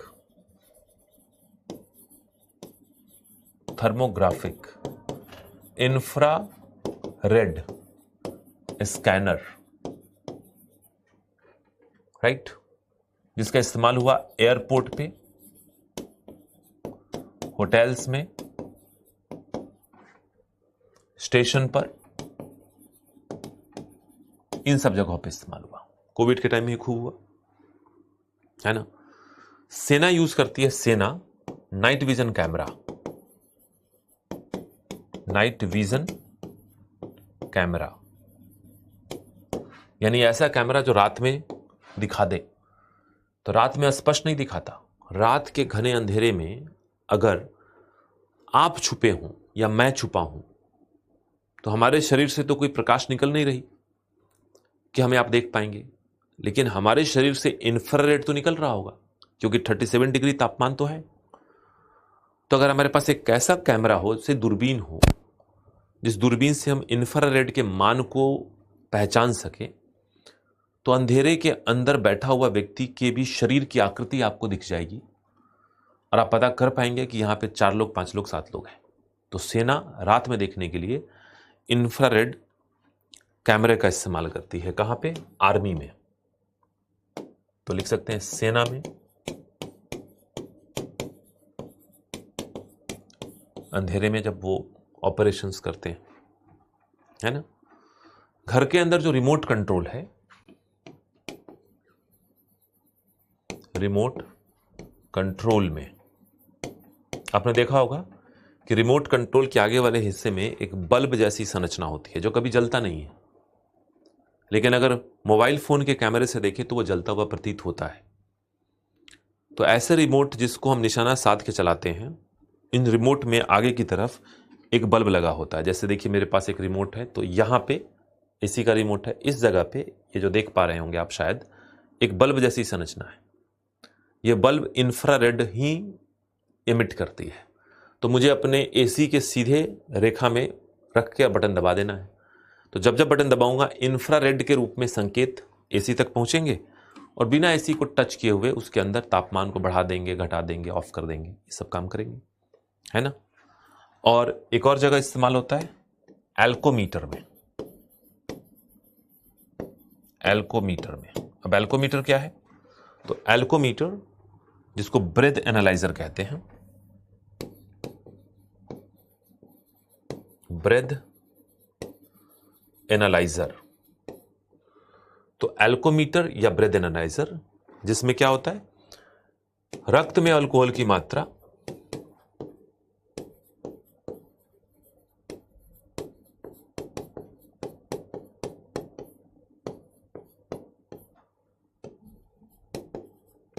की जांच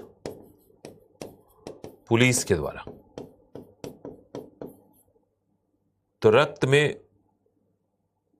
अल्कोहल की मात्रा की जांच पुलिस के द्वारा, है ना। ठीक है, तो इतनी बातों को ध्यान रखिएगा।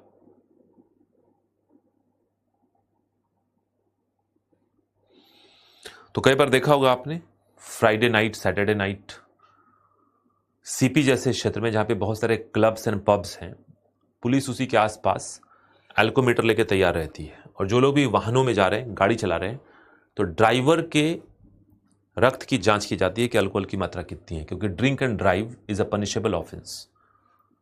तो रक्त में ऑक्सीजन की मात्रा अगर एक लिमिट से ज्यादा हुई तो भारी फाइन, जुर्माना भरना पड़ता है, और होना भी नहीं चाहिए, बहुत गलत बात है। क्योंकि अल्कोहल डिप्रेसेंट है, मैंने बताया था, और डिप्रेसेंट जो होगा वो क्या करेगा, हमारे शरीर की क्रियाओं को मंद कर देगा, रिएक्शन टाइम को बढ़ा देगा, है ना। तो चलिए, हो गई। अब आइए, तो अभी तक की हमारी बातचीत थी इस स्तर पे, तो हम इंफ्रारेड तक पहुंच चुके हैं। अब विजिबल लाइट के बारे में तो हम बात अच्छे से करेंगे ही करेंगे, इसको अभी छोड़ के आगे बढ़ेंगे, क्योंकि प्रकाश तो हमारा पूरा का पूरा एक चैप्टर है। तो प्रकाश हमारा एक चैप्टर है, हम उसको आगे पढ़ेंगे। लेकिन अब हम सीधा जंप करेंगे किस पे? अल्ट्रावायलेट रेडिएशन पे। अल्ट्रावायलेट रेडिएशन कहां से आता है? सूर्य की रोशनी में होता है। मुझे आशा है कि एनवायरमेंट आपने पढ़ रखी है, तो वहां पे ओजोन डिप्लीशन भी पढ़ाई होगा। स्ट्रेटोस्फेरिक ओजोन डिप्लीशन यानी कि समताप मंडल में ओजोन का क्षरण की घटना आपने पढ़ी होगी, है ना। वो भी मामला यूवी से संबंधित है, क्योंकि आप जानते हैं कि समताप मंडल जो हमारा है वो क्या करता है, वो ओजोन की परत रखता है, और ओजोन की इस परत के द्वारा अल्ट्रावायलेट रेडिएशन के सबसे खतरनाक वैल्यू को वो एब्जॉर्ब कर लेता है ना। तो नेक्स्ट जो टॉपिक है हमारा वो है अल्ट्रावायलेट या पराबैंगनी किरण। कहां से निकलेगा? सूर्य की रोशनी में ही है। तो सूर्य की रोशनी में पराबैंगनी किरणें हैं। तो जो सूर्य की रोशनी है, सूर्य से हमें यूवी रेज मिलती है, यूवी रेज मिलती है। सामान्य प्रकाश भी सूर्य से आता है, यूवी रेज भी आता है। और यूवी रेज 3 प्रकार के होते हैं, यूवी रेज तीन प्रकार के हैं। एक है UVA, फिर दूसरा है UVB और तीसरा है UVC। तो A, B और C, राइट, ABC।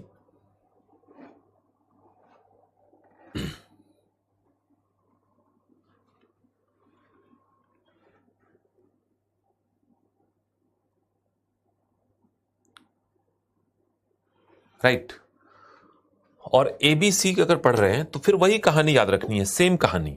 अगर हम इसमें भी इस तरफ जाएं, अगर इसमें भी A से लेके और C की तरफ जाएं तो कहानियां फिर वही चलेंगी। और कहानियां फिर वो क्या चलेंगी कि जैसे जैसे इधर की तरफ जाएंगे, आप एकदम एक बात ध्यान रखिएगा कि एनर्जी बढ़ता रहेगा, भेदन क्षमता बढ़ती रहेगी। तो अब आप ही बता दीजिए, अब आप ही बता दें कि UVA, B और C, इन तीनों में सबसे अधिक भेदन क्षमता किसकी होगी और सबसे अधिक नुकसानदायक कौन होगा?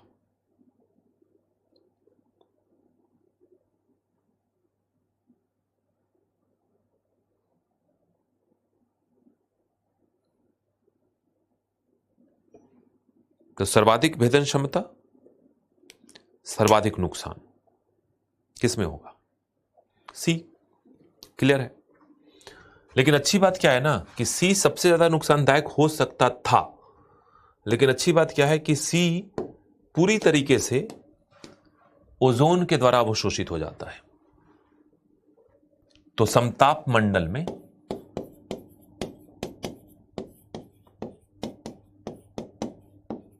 ओजोन परत के द्वारा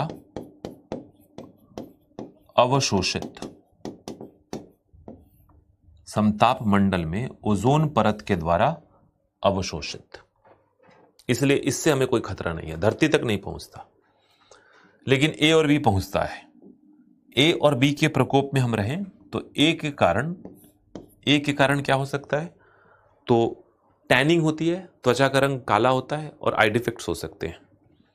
तो A और B के द्वारा, दोनों के सम्मिलित स्तर पे टैनिंग, त्वचा का रंग काला पड़ना, बताया था आपको। इसके अलावा आई डिफेक्ट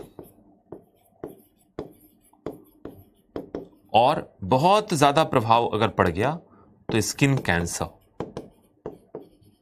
और स्किन कैंसर में UVB की भूमिका ज्यादा होगी।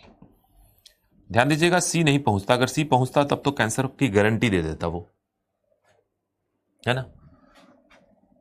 तो C नहीं पहुंचता, अच्छी बात है।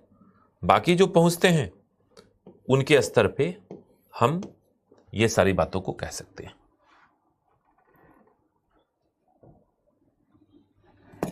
लिख लीजिए इसको, अब आप अच्छे से बना के लिख लीजिए।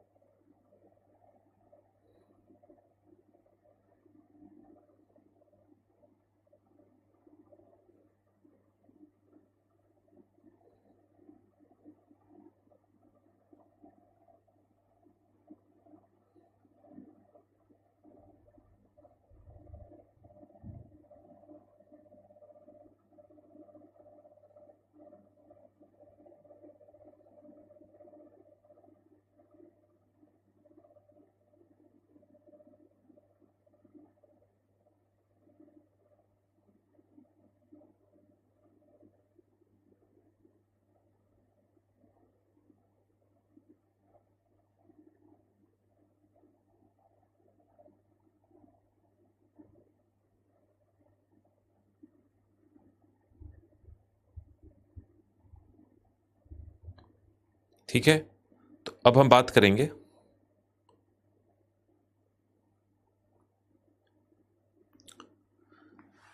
इस बात को देखेंगे कि और क्या क्या प्रयोग हो सकते हैं, है ना।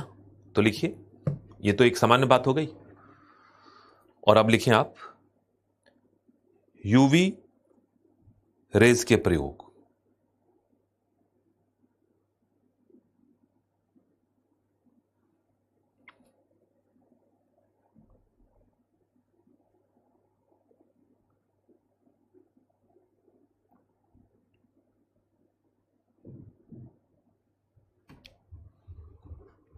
है ना, तो ओजोन क्यों करता है वो आप इन्वायरमेंट में पढ़ेंगे, डोंट वरी, आप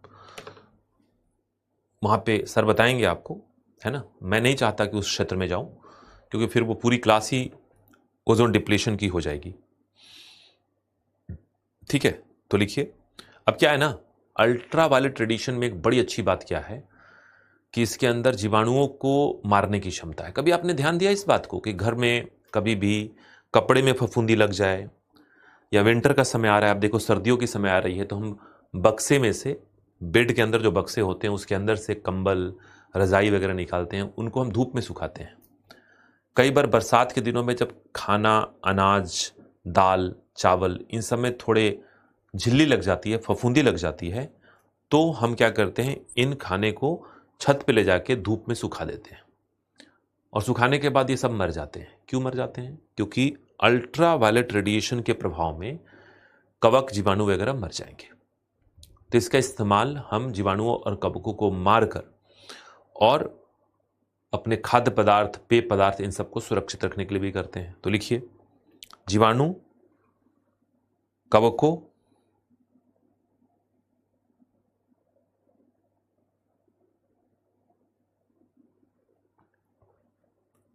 जीवाणुओं, कवकों और कीटाणुओं को मारने के लिए।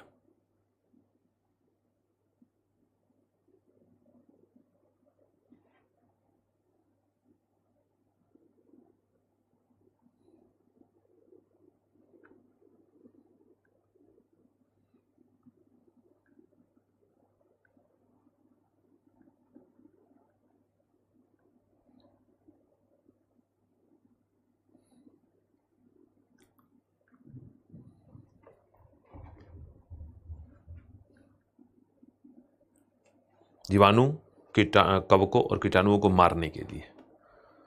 दूसरा पॉइंट, जल शोधन में, जल शोधन में, तो यूवी होता है ना, जल शोधन में यूवी रेज का इस्तेमाल होता है, राइट।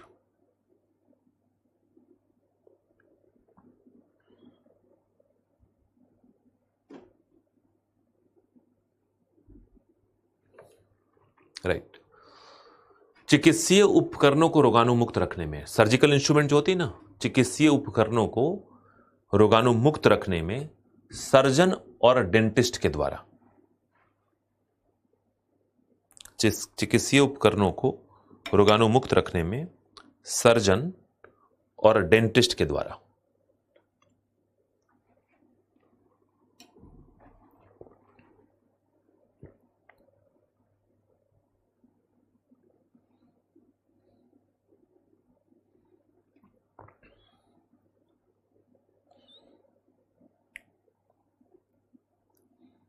राइट, क्योंकि डेंटिस्ट जो होते हैं वो एक ही उपकरण को बार बार हर आदमी के माउथ में तो नहीं डालेंगे, और एक बार मुंह में डाल दिया तो उसको हटा के साफ सुथरा करके रखेंगे, और धोने और अच्छे से साफ करने के बाद उसको यूवी चैम्बर में रखते हैं। यूवी चैम्बर का मतलब हुआ ऐसे चैम्बर में जहां पर आप पाएंगे कि कुछ अल्ट्रावायलेट रेज हमेशा निकलती रहेंगी। कोविड के दौर में घर में लोगों ने ऐसे उपकरण लगा रखे थे, यूवी चैम्बर वाले बॉक्स खरीद रखे थे, कि बाहर से कोई भी पैकेट आएगा पहले हम यूवी चैम्बर में डाल के उसको सैनिटाइज करेंगे, फिर इस्तेमाल करेंगे। और नहीं तो जो लोग यूवी चैम्बर नहीं खरीद पा रहे थे, नहीं मिल रहा था, नहीं उपयोग करना आता था, वो धूप में रख देते थे, वो भी ठीक ही था, लेकिन दोनों ही करने की आवश्यकता नहीं थी, है ना। ठीक है, तो चिकित्सीय उपकरणों को रोगाणु मुक्त करने में डेंटिस्ट और सर्जन के द्वारा, डेंटिस्ट और सर्जन के द्वारा। ठीक है, एक और पॉइंट चाहे तो लिख सकते हैं।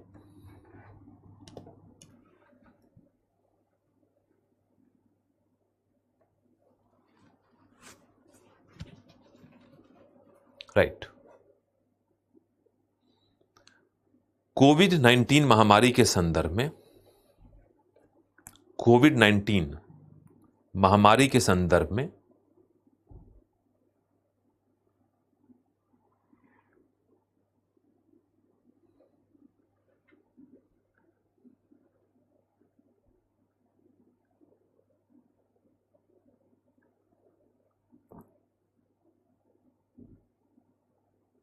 कोविड-19 महामारी के संदर्भ में सैनिटाइज करने के लिए, सैनिटाइज करने के लिए, सैनिटाइज करने के लिए, है ना। तो ध्यान दीजिएगा कि कीटाणु, जीवाणु, कवक, इन सबको मारने के लिए धूप ऊप में डाल देते हैं। इसी कीटाणु, कवक और जीवाणु को मारने का इस्तेमाल हम वाटर फिल्टर में करते हैं। कई बार आपके घर में जो आरओ लगा होता है, उस आरओ में एक यूवी चैम्बर भी लगा होता है, और यूवी चैम्बर में यूवी रेज निकलती हैं, और जब पानी यूवी रेज से होकर गुजरती हैं तो पानी के अंदर मौजूद कोई भी हानिकारक जीवाणु, कीटाणु सब मर जाते हैं, और पानी बिना उबाले पीने योग्य हो जाता है ना। सेम चीज चिकित्सीय उपकरणों को, सर्जिकल इंस्ट्रूमेंट को स्टेरलाइज करके रखने के लिए किया जाता है। कभी कभी डॉक्टर के पास या डेंटिस्ट के पास खास करके जाएं तो देखेंगे डेंटिस्ट के पास एक अलमीरा होता है, उस अलमीरा में बैंगनी रंग की लाइट चलती रहती है, और उसी अलमीरा के अंदर वो सभी अपने उपकरणों को रखते हैं ताकि उस पर रोगाणु, कीटाणु बैठ न जाए। जैसे ही अलमीरा खोलेंगे वो लाइट बंद हो जाएगी, और तब उसमें से वो निकाल लेंगे, और जैसे ही अलमीरा बंद करेंगे ऑटोमेटिकली वो लाइट ऑन हो जाएगी।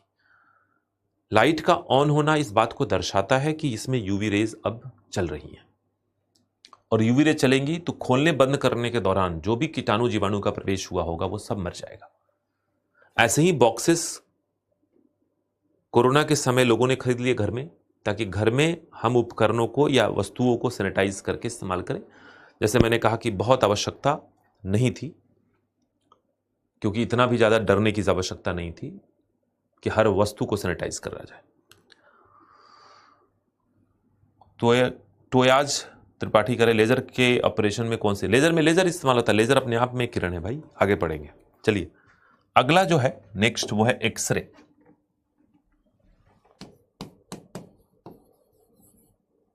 एक्सरे, तो एक्सरे बड़ा ही फेमस है, लेकिन ध्यान दीजिएगा अब एक्सरे में ऊर्जा का मान इतना हो गया, क्योंकि आप देखिए एक्सरे कहां है। अगर हम थोड़ा सा फिर वापस जाएं अपने उस पॉइंट पे जहां से हमने शुरुआत की थी, इस बिंदु पर आए, याद कीजिए ये बिंदु था ना। तो यूवी रेस तक आते आते तो कैंसर वाला मामला आ गया। यूवी में क्या है, यूवी ए है, फिर बी है, और फिर सी है, और सी जो है वो सबसे ज्यादा खतरनाक है।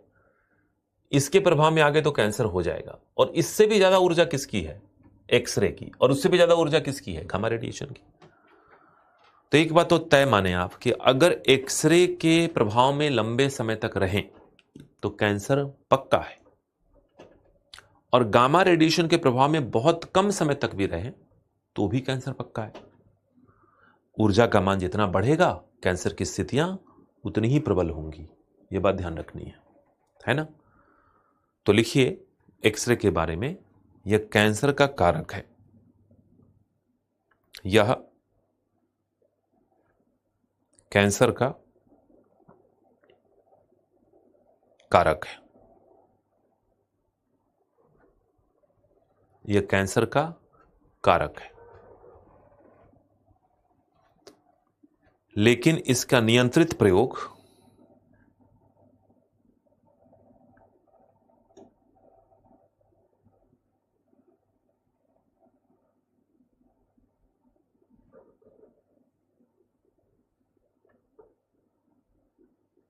लेकिन इसका नियंत्रित प्रयोग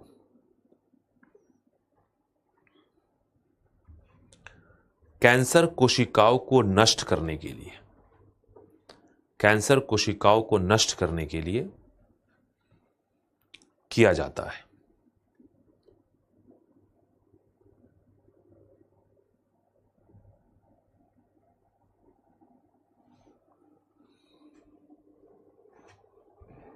कैंसर कोशिकाओं को नष्ट करने के लिए किया जाता है।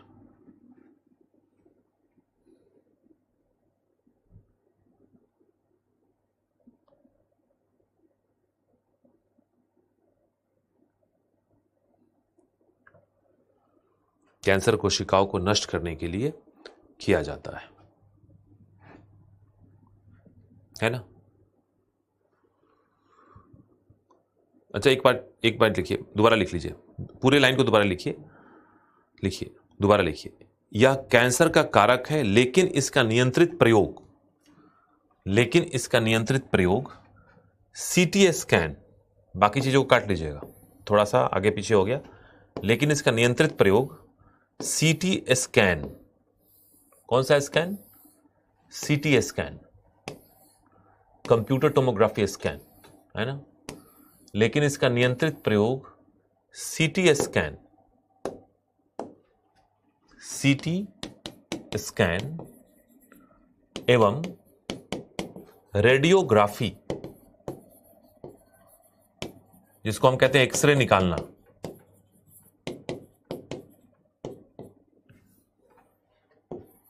एक्सरे करना जिसको कहते हैं। लेकिन इसका नियंत्रित प्रयोग सीटी स्कैन और रेडियोग्राफी जैसे चिकित्सीय क्षेत्रों में किया जाता है। चिकित्सीय क्षेत्रों में किया जाता है। चिकित्सीय क्षेत्रों में किया जाता है ना। अब क्या है ना, इन सभी मामलों में एक्सरे को सेकंड के 100वें हिस्से तक इस्तेमाल करते हैं। तो एक तो हम उसके पावर के मान को कम कर देते हैं और इतने कम समय के लिए एक्सरे छोड़ते हैं कि उससे शरीर को नुकसान पहुंचने की संभावना न्यूनतम होती है। लेकिन एक बात और ध्यान रखनी है कि अगर एक्सरे का इस्तेमाल बार बार हुआ तो उससे तकलीफ हो सकती है। अब हम अपने जीवन में एक्सरे कितनी बार कर पाएंगे? 1 बार, 2 बार, 3 बार, 4 बार, बहुत बदमाश होंगे तो 5 बार, 6 बार, तो मानो करा लेता है, कोई बात नहीं। लेकिन जो डॉक्टर या जो टेक्नीशियन एक्सरे करता है वो कभी भी एक्सरे के कमरे में नहीं होता, क्योंकि उसको दिन भर में 100 एक्सरे करने हैं और 100 बार वो एक्सरे के प्रभाव में आएगा तो उसको बॉडी को नुकसान पहुंचेगा। तो मामला यह है कि 1 आध बार करवा लिया, जीवन में 5-7 बार करवा लिया, कोई बात नहीं। लेकिन लगातार एक्सरे के प्रभाव में हम रहें तो फिर हमारे शरीर को नुकसान पहुंचेगा और कैंसर की संभावना भी बढ़ेगी। एक और पॉइंट लिखिए, एक्सरे का प्रयोग, एक्सरे स्कैनर का प्रयोग एक्सरे स्कैनर का प्रयोग, हाँ ऊपर वाला लाइन कट कर देंगे। एक्सरे स्कैनर का प्रयोग airport station, metro station, airport station, metro station,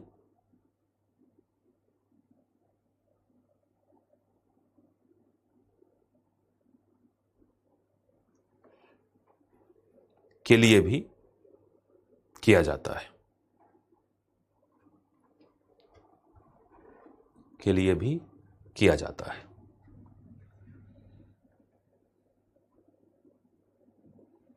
right, तो देखा होगा आपने, आप स्टेशन पे जाते हैं तो आप एक स्कैनर के अंदर सामान डालते हैं और एक्सरे के द्वारा वो सामान को बिना खोले उसके अंदर की स्थिति के बारे में जानकारी हासिल कर लेते हैं। वैसे ही गामा रेज है। तो एक और पॉइंट लीजिए एक्सरे में, देखिए डीआरडीओ ने एक्सरे आधारित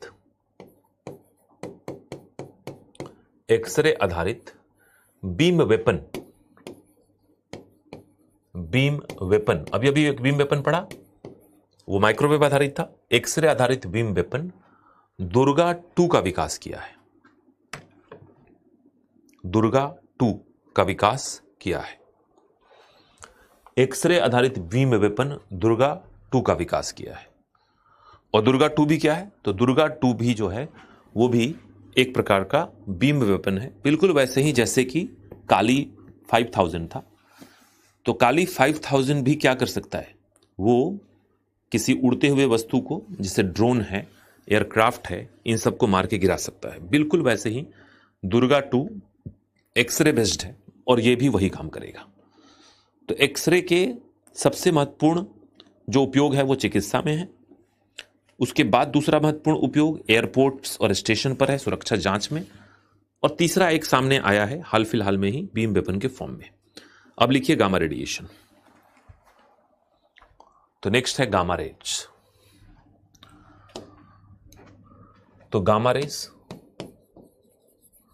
गामा रेज, और लिखिए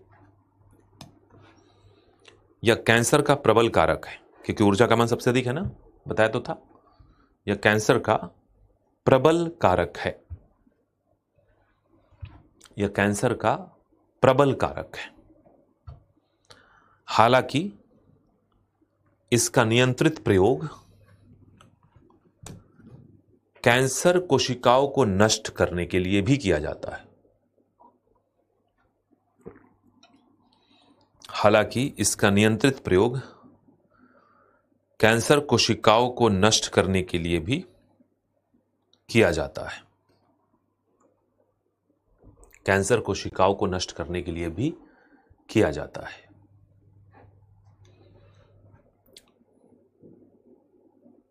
राइट? तो ये कहानी यहां पे हो सकती है। तो गामा रेडिएशन सबसे खतरनाक, लेकिन डॉक्टरों ने इसका भी ढूंढ लिया। तो ध्यान दीजिएगा, यूवी, एक्सरे और गामा रे, ये सब उच्च ऊर्जा किरणें हैं, इनसे नुकसान होगा। और इन तीनों को कहते हैं आयोनाइजेशन रेडिएशन।